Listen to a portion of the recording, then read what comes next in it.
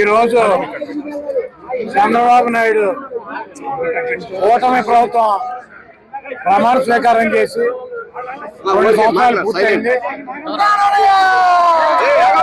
ఈ 2 సంవత్సరాల్లో చంద్రబాబు చెప్పినటువంటి సూపర్ 6 వాగ్దానాల్లో ప్రతి మహిళకి 18 సంవత్సరాలు దాటినటువంటి ప్రతి మహిళకి 1500 రూపాయలు ఇస్తానని చెప్పాడు.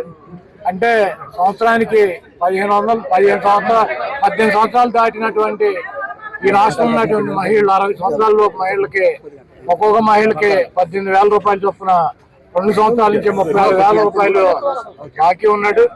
అదేవిధంగా ఈ రాష్ట్రంలో ఉన్నటువంటి 30 లక్షల మంది నిరుద్యోగులకి 3,000 రూపాయలు నిరుద్యోగ గుర్తిస్తానని చెప్పాడు. ₹1 బిళ్ళ కూడా ఇవ్వలేదు. వాళ్ళకి 30 లక్షల మంది నిరుద్యోగులకి మరి 72,000 రూపాయలు ఆయన బాకీ ఉన్నాడు. అదేవిధంగా ఈరోజు నిరుద్యోగులకి డిఎస్సి ఎగ్జామ్స్ పెట్టి నేను మెగా డిఎస్సి పెడతానని చెప్పి గతంలో వైఎస్సీపీ ఉండగా 10,000 మందికి మెగా డిఎస్సి పెడితే వాటిని క్యాన్సిల్ చేసి ఇంకొక 6,000 మందిని కలిపి 16,000 మందికి డిఎస్సి ఇచ్చానని గొప్పలు చెప్తున్నటువంటి ఈ ప్రభుత్వం జగన్మోహన్ రెడ్డి గారు అడుగుతున్నటువంటి ఏ క్వశ్చన్కి కూడా ఆన్సర్ చెప్పేటువంటి పరిస్థితి లేదు. ఈరోజు నిరుద్యోగులకి సక్రమ మార్గంలో ఇవ్వాల్సినటువంటి ఉద్యోగాలను కూడా మరి బంధుప్రీతితో పార్టీ ప్రీతితో డబ్బు మీద మమకారంతో మరి నిజంగా రావాల్సినటువంటి వాళ్ళకి అన్యాయం చేసి ఈరోజు వాళ్ళ డిఎస్సి ఉద్యోగులు పొట్ట కూడా కొట్టినటువంటి ప్రభుత్వం ఈ ప్రభుత్వం.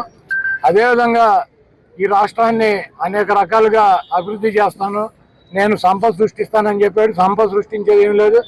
జగన్మోహన్ రెడ్డి గారు 3,50,000 కోట్ల రూపాయలు 5 సంవత్సరాలు అప్పు చేసి 3 లక్షల కోట్ల రూపాయలు ప్రజలకే సంక్షేమ కార్యక్రమాల ద్వారా అందిస్తే ఓకే గగ్గోలు పెట్టినటువంటి ప్రభుత్వం ఈరోజు 3,50,000 కోట్ల రూపాయల పైన ఈ 2 సంవత్సరాల్లో అప్పులు చేసి అంతా కూడా ఆ కాంట్రాక్టు ఈ కాంట్రాక్టు ఈ వర్క్ ఆ వర్క్ అని చెప్పి ప్రజల సొమ్ముని లూటీ చేసి దోచుకునేటువంటి కార్యక్రమం మరి చంద్రబాబు చేస్తున్నాడు.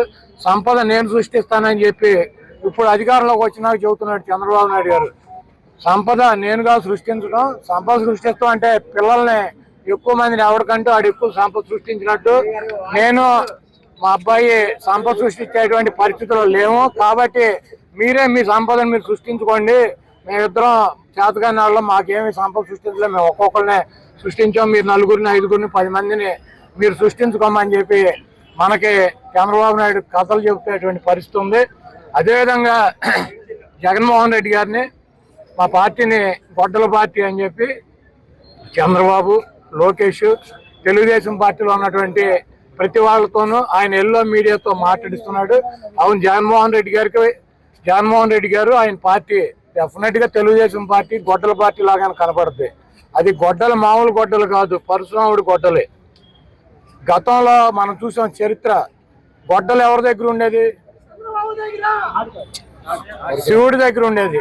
శివుడి చేతులు ఇప్పుడు కూడా ఉంటుంది. ప్రతి మనం శివుడికి పూజ చేసే వాళ్ళకి తెలుస్తుంది. శివుడి చేతిలో ఒక చేతిలో గొడ్డలు ఉంటుంది, 2 దుర్గామాత చేతిలో గొడ్డలు ఉంటుంది, 3 విఘ్నేశ్వరుడి చేతిలో గొడ్డలు ఉంటుంది. ఆ గొడ్డల్ని తపస్సు చేస్తే పరశురాముడికి ఇచ్చారు.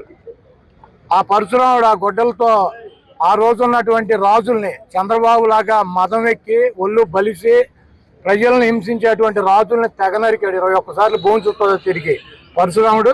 ఈ రోజు 29లో చంద్రబాబు నాయుడు తుప్పు గొడ్డలు మాకు అవసరంలా. ఈ రోజు చంద్రబాబు నాయుడు గొడ్డలతో సంబంధం లేకుండా ఈ రాష్ట్ర ప్రజలు 2029లో పరశురాముడి గొడ్డలు జగన్మోహన్ రెడ్డి గారికి అందించబోతున్నారు. మీరు ఒకటి గుర్తు పెట్టుకోండి, ఆ గొడ్డలతో మీ పార్టీని, మీ అవినీతి సామ్రాజ్యాన్ని, మీ రాజకీయ జీవితాలని తెగనరికి భూమిలో పరశురాముడిలాగా పాతి పెడతాడు. డెఫినెట్గా జగన్మోహన్ రెడ్డి గారిది గొడ్డల పార్టీ లాగా, జగన్మోహన్ రెడ్డి గారి త్రిశూలం లాగా మీకు కనపడతాడు. దాంట్లో తప్పులేదు. మీ కర్మ, మీరు చేసినటువంటి పాపాలకి, మీరు చేస్తున్నటువంటి అబద్ధాలకి, మీరు చేస్తున్నటువంటి 420 కార్యక్రమాలకి డెఫినెట్గా జగన్మోహన్ రెడ్డి గారు మీ గొడ్డల్లా కనపడటంలో మీకు, మీ పార్టీకి, మీ అభిమానులకి, మీ మీడియాకి తప్పులేదు. అది పరశురాముడి గొడ్డలు. తప్పకుండా ఆ పరశురాముడి గొడ్డలి 2029లో ప్రజలు జగన్మోహన్ రెడ్డి గారు చేతికిస్తారు. ఆ ప్రజలు ఇచ్చినటువంటి గొడ్డలతో మీ అవినీతి సామ్రాజ్యాన్ని పోకటి వేలతో సహా పగలిస్తారు.